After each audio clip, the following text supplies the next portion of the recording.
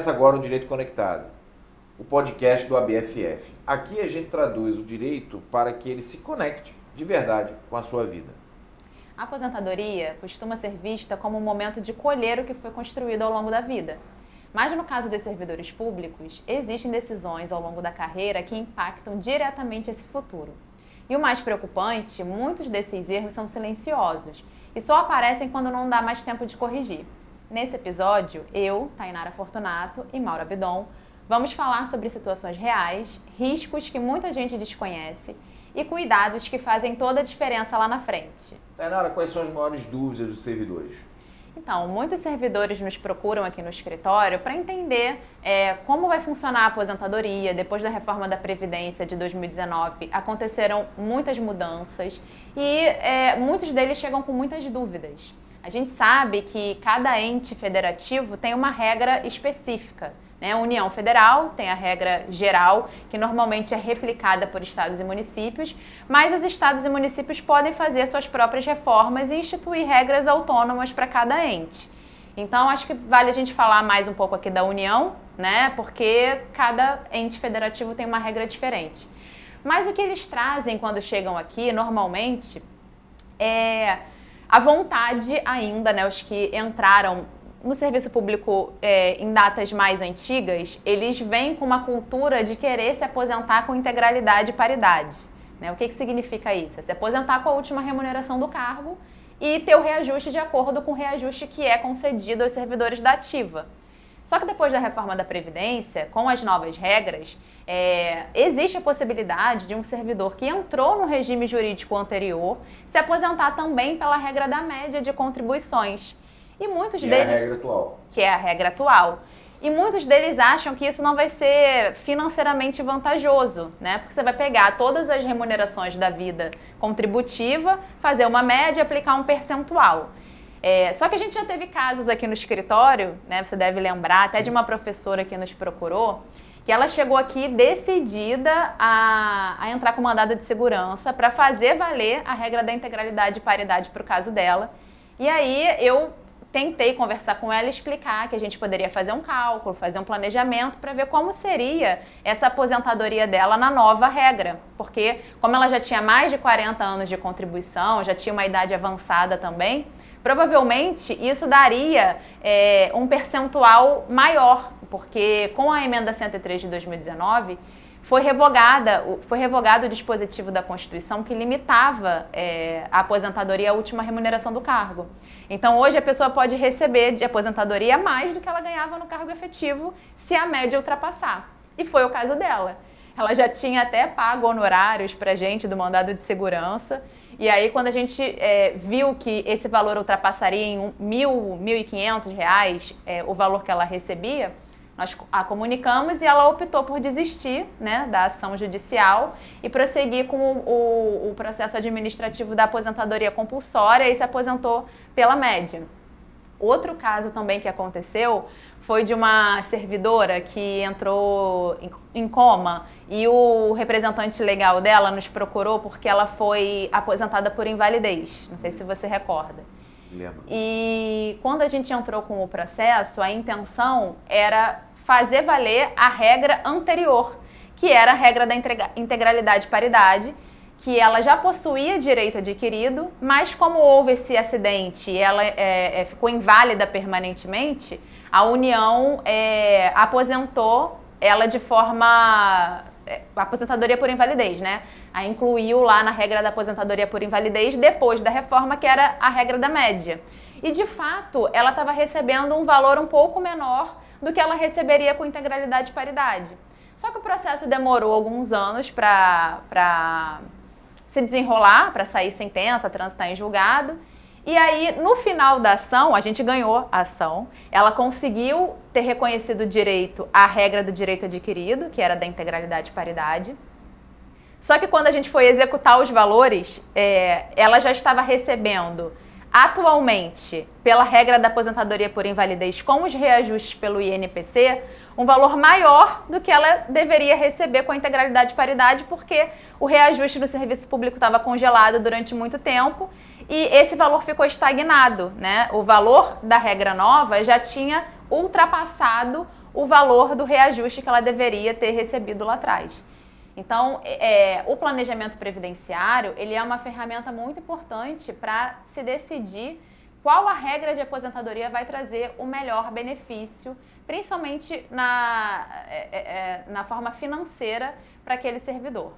Tainara, eu tenho um comentário e uma pergunta a fazer. E, obviamente, você pode discordar desse meu comentário, porque conversando com você e conhecendo minimamente essas mudanças na Previdência, e eu já sou advogado desde lá da primeira, em 1998, primeira grande alteração que a gente teve no sistema previdenciário brasileiro, que muitas vezes essas alterações foram feitas meio que de forma um pouco desleixada, com intenções outras que não dão um sentido lógico para o sistema. Daí por isso essas incoerências que você apontou de muitas vezes a média das contribuições representar em algumas situações uma remuneração maior do que a integralidade e paridade.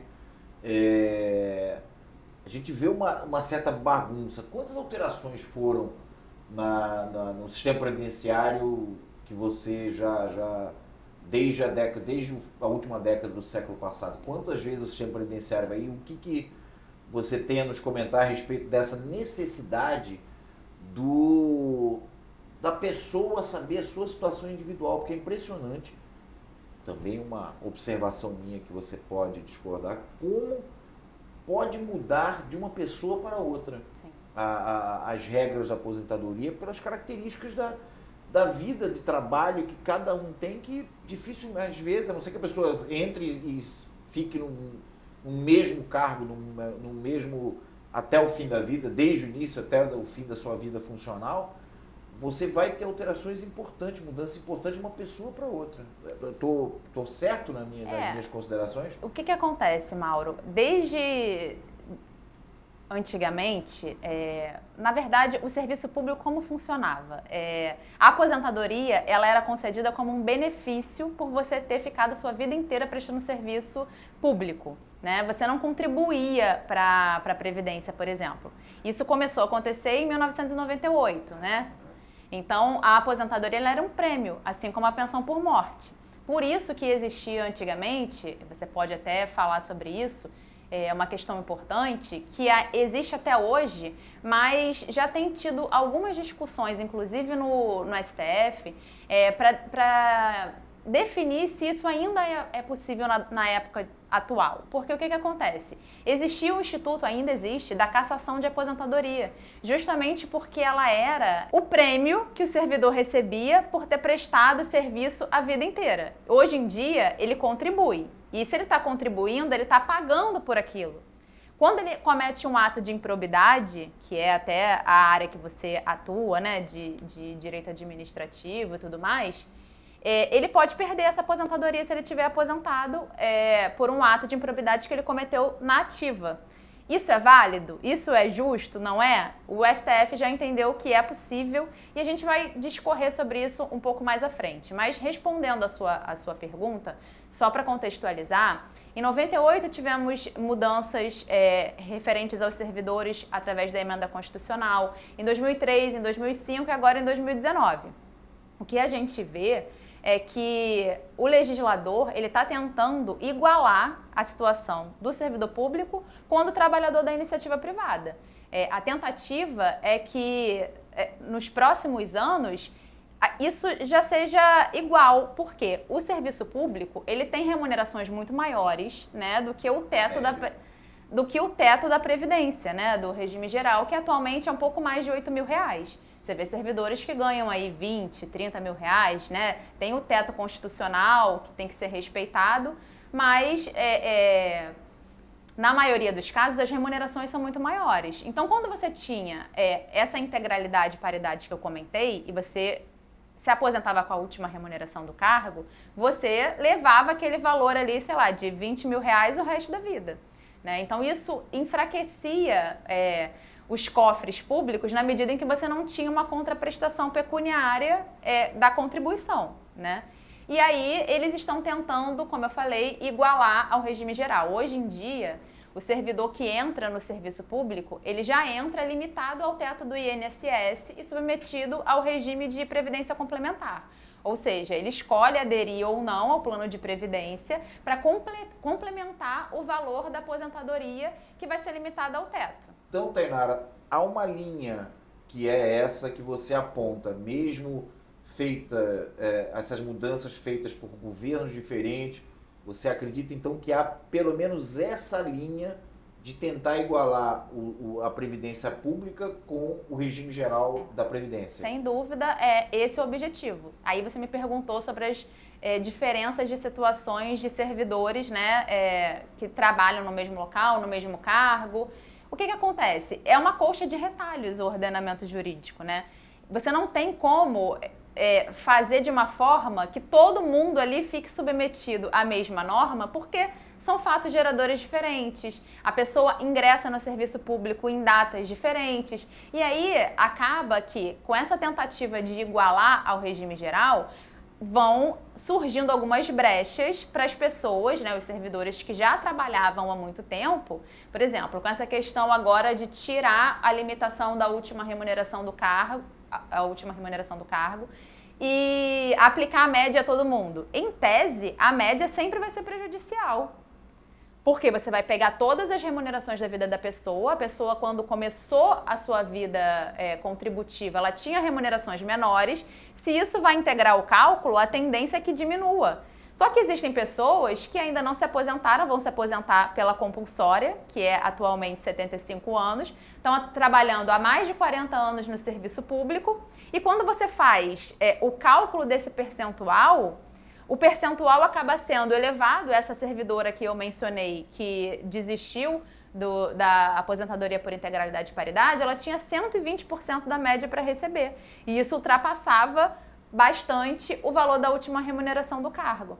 Então acaba acontecendo que nessa tentativa de mudar a legislação e igualar os regimes, algumas situações vão ficando um pouco mais favorecidas, enquanto a maioria das pessoas vai ter um prejuízo. Os mais novos, entende? Essas são exceções. Mas aí, Tainara, então você mencionou brevemente aí a cassação da aposentadoria. O servidor público que eventualmente sofre essa punição pela lei da improbidade administrativa, ele deixa de receber enfim, ele fica sem qualquer remuneração? Como é que acontece, para explicar para as pessoas aí? Então, esse debate aconteceu no Supremo Tribunal Federal para saber o que aconteceria se era constitucional essa cassação a partir do momento que a aposentadoria deixou de ser um benefício, deixou de ser um prêmio para ser um benefício contributivo, né? Ou seja, o segurado está aportando dinheiro ali para receber aquele benefício no futuro. Isso não seria um enriquecimento ilícito da administração? Então, esses temas foram debatidos e chegou-se à conclusão que uma forma de minimizar esse prejuízo, a pessoa não ficar totalmente desamparada e a administração pública também não fosse obrigada a manter essa aposentadoria diante de um ato tão sério, né, como um ato de improbidade administrativa, que esse servidor ele teria direito de pedir uma certidão de tempo de contribuição no órgão onde ele trabalhou e levar esse tempo para o INSS e receber a aposentadoria por lá. Então, hoje o que a gente tem é isso. Alguns servidores nossos clientes nos procuraram, né, para saber o que fariam agora a partir de uma sentença de improbidade administrativa, um momento tão delicado, né, uma pena tão importante aplicada, e a pessoa se vê desamparada. Ela contribuiu a vida inteira e agora não tem nenhum benefício. A gente consegue fazer administrativamente, o INSS tem normas administrativas, inclusive, que prevêem especificamente essa possibilidade, só que tem alguns detalhes, né, que precisam ser respeitados, alguns procedimentos próprios, e quando a gente não consegue fazer isso administrativamente, a gente consegue ingressar com uma ação judicial e garantir o direito ao servidor de receber algum benefício. E é até curioso, porque a gente tem um cliente aqui no escritório que ele era aposentado da União Federal, do Ministério da Saúde, e ele recebia uma aposentadoria de uns 5 mil reais lá. Teve aposentadoria cassada depois de um processo administrativo disciplinar. E ele vai levar agora o tempo dele no serviço público para o INSS. E ele vai conseguir uma aposentadoria de quase teto no INSS, ou seja, mais do que ele recebia no serviço público. E ele nem sabia que isso era possível. Então, essas questões, elas são analisadas no planejamento previdenciário. Outra coisa também muito importante que os servidores às vezes deixam passar é essa questão da contagem recíproca. Muitos deles nem sabem que podem levar tempo de um regime para o outro, ou seja, do regime próprio que eles contribuem para o regime geral e vice-versa. Tem profissões muito específicas que, por exemplo, médicos, professores, em que a pessoa trabalha, né, tanto na iniciativa privada como no serviço público, tem acumulação de cargos. E aí fica tempo em um, fica tempo no outro. Como é que se resolve isso? Eu posso levar o tempo de contribuição que não seja concomitante, ou seja, que eu não trabalhei ao mesmo tempo no serviço público e na iniciativa privada, de um regime para o outro. Só que tem algumas questões que têm que ser observadas. Às vezes o servidor chega aqui no escritório e ele já averbou um tempo de um cargo público em que ele pediu exoneração anteriormente, ou que ele trabalhou na iniciativa privada, e esse tempo ele não faria diferença na aposentadoria dele atual, ou até reduziria o valor da média. Esses dias eu atendi uma cliente que veio fazer uma consulta aqui, que ela queria justamente desaverbar o tempo de contribuição que ela tinha averbado. Pessoalmente, ela fez sem auxílio de nenhum advogado, e isso estava reduzindo a aposentadoria dela em mais ou menos uns 13 mil reais. Porque eram remunerações muito inferiores ao que ela ganhava hoje, e quando você calcula a média, né, você vai contar todas as contribuições da vida da pessoa. Só que quando você averba esse tempo de contribuição e você recebe vantagem financeira, como por exemplo, triênio, férias, quando você averba isso e recebe alguma remuneração a partir desse tempo total, que já está incluído o tempo que você averbou, você não pode mais desaverbar isso. Você tem que continuar com aquele tempo ali. E aí, se você faz isso sem um planejamento, você pode ter prejuízo também na sua aposentadoria. Outro ponto é que, às vezes, você consegue ter aposentadoria nos dois regimes, tanto no INSS quanto no regime próprio. E aí, você não sabe disso. Você quer levar o tempo todo para o cargo atual que você está. E, às vezes, é financeiramente desvantajoso. Atendemos um professor aqui, também, de uma universidade federal, que ele queria trazer o tempo do INSS para o cargo atual. Mas se ele fizesse isso, ele perderia em torno de R$ 1.500, um salário mínimo na época. Porque ele teria uma aposentadoria no INSS e uma aposentadoria no regime próprio, e elas somadas dariam mais do que se ele tivesse averbado o tempo no regime próprio atual. Então, são uma série de situações que podem acontecer que, se você não tiver um planejamento, se você não fizer uma consultoria com um advogado especialista, você pode perder dinheiro. Ou seja, aquilo que é uma percepção de todos que conhecem minimamente a área, e uma mais do que percepção, uma certeza. Poucas áreas demandam tanto o atendimento especializado de quem conhece o sistema previdenciário, né, do que toda essa discussão de aposentadoria. As pessoas precisam, antes de fazer qualquer coisa, consultar um especialista, porque é uma confusão que só gente como você é capaz de elucidar para as pessoas. E é extremamente importante que se consulte, porque vai tratar da vida da pessoa, que hoje, na média, as pessoas estão vivendo muito mais, vão viver 20, 30 anos depois da aposentadoria, e é importantíssimo fazer esse planejamento. Importantíssimo. Sim, vão viver do benefício, né? E se elas não programarem, né, da melhor forma, vão ter um prejuízo financeiro muito grande. Dito tudo isso, acho que fica claro a importância de um acompanhamento especializado, né, de um advogado especialista em direito previdenciário, para auxiliar em todas essas questões e garantir um futuro digno para um servidor público que queira se aposentar. Então é importante revisar o tempo de contribuição, conferir vínculos, corrigir inconsistências, fazer averbações entre regimes e planejar antes da aposentadoria. Por isso, guarde os documentos, acompanhe seus vínculos e revise sempre. A aposentadoria não se faz no momento do pedido, ela é construída ao longo de uma vida inteira. Se esse episódio te ajudou, compartilhe com alguém que é servidor público. Você pode ajudar a evitar um problema sério na vida de alguém. A gente se vê no próximo episódio. Tchau!